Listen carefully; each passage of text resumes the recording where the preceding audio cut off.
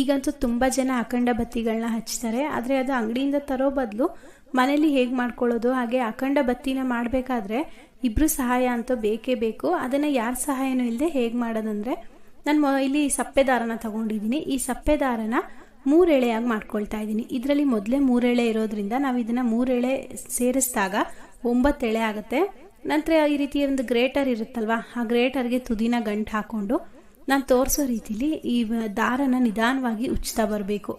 ಆಗ ನಮಗೆ ಅಖಂಡ ಬತ್ತಿ ಯಾವ ರೀತಿ ಇರುತ್ತೆ ಅದೇ ರೀತಿನೇ ಇದು ರೆಡಿ ಆಗ್ತಾ ಬರುತ್ತೆ. ಒಂದೇ ಡೈರೆಕ್ಷನಲ್ಲಿ ನಾವು ಈ ದಾರನ ತಿರುಗಿಸ್ಕೊಳ್ತಾ ಬರಬೇಕು. ನೋಡಿ, ಈ ರೀತಿಯಾಗಿ ದಾರ ಸ್ವಲ್ಪ ಟೈಟ್ ಆಗ್ತಾ ಬರ್ತಾ ಇದೆ ಅನ್ನೋ ಸಮಯದಲ್ಲಿ ಇದಕ್ಕೆ ಹಾಕಿರುವಂತಹ ಗಂಟನ್ನು ಬಿಚ್ಚಿಬಿಡಬೇಕು.